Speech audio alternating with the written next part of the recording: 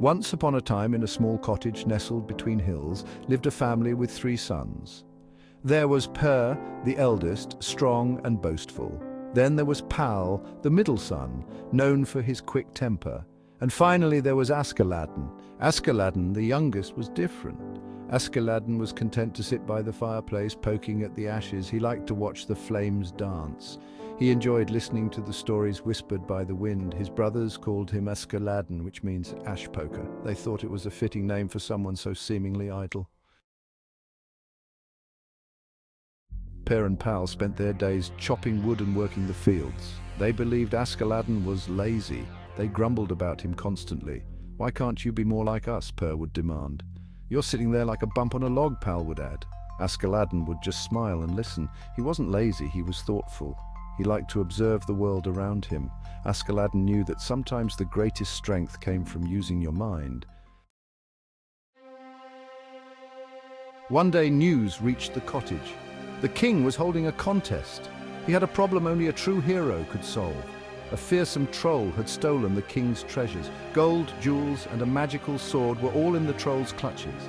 The king promised a great reward. Whoever could outsmart the troll and return his treasures would marry the princess. They would also inherit half the kingdom. Per and Pal were ecstatic. "This is our chance," they cried. Per, puffed up with pride, decided to rely on his strength. He grabbed the largest axe he could find. "I'll chop the troll down to size," he declared. Pal, known for his fiery temper, decided to use intimidation. He practiced his most menacing roar.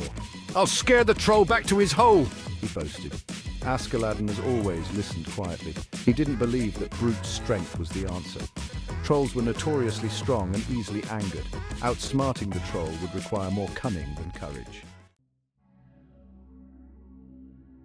Section 5. A bridge too far. Per was the first to reach the troll's bridge. The bridge was old and rickety. It groaned ominously with every step. Suddenly the troll appeared. He was even bigger and uglier than the rumors described. The troll roared, "Who dares cross my bridge?" Per was paralyzed with fear. He turned and fled. Pal fared no better. The moment he saw the troll's jagged teeth and bloodshot eyes, his bravado vanished. He ran back even faster than Per. Section 6. Askeladden's turn. Per and Pal returned home defeated. They told their tale of the terrifying troll and the impossible bridge. Askeladden listened patiently. He knew his time had come. He picked up a rusty old bucket and a tinderbox. Then he set off toward the troll's bridge. His brothers laughed. "Where do you think you're going with that?" Per scoffed. "You need weapons, not cleaning supplies," Pal jeered. Askeladden just smiled. "Sometimes," he said, "the most unexpected tools are the most valuable." Section 7. A meeting of minds. Askeladden reached the bridge. He looked down at the rushing water below. He knew he couldn't cross the bridge in its current state. Instead of facing the troll head-on, he decided to use his wits. He took out his tinderbox and started a small fire. The troll, intrigued by the flames, lumbered over. "What are you doing?" the troll bellowed. Askeladden looked up at the troll and smiled. "I'm building a bridge," he said. "This one is far too small for the likes of you." Section 8. The Troll's Treasure. The troll was puzzled. No one had ever wanted to build a bigger bridge for him before. He watched as Askeladden, using only his wits and the rusty bucket, diverted a small part of the river. In no time, he created the illusion of a new, sturdier bridge. The troll, eager to test this new bridge, stepped confidently onto the path Askeladden had created. With a mighty splash, he tumbled into the water below. The current swept him away before he could recover. Section 9. A Hero's Welcome.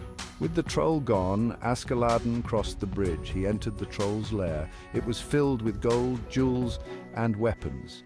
He found the king's treasures piled high in a corner. He gathered the treasures and returned home a hero. The entire village cheered for Askeladden. They had underestimated the quiet boy. His brothers were astonished. They finally understood that brains were mightier than brawn.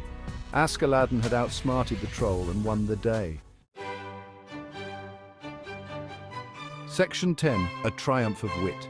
The king was overjoyed to have his treasures returned. True to his word, he gave Askeladden the princess's hand in marriage.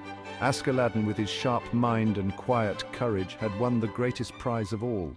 He proved that even the most unassuming amongst us can achieve great things with a little ingenuity.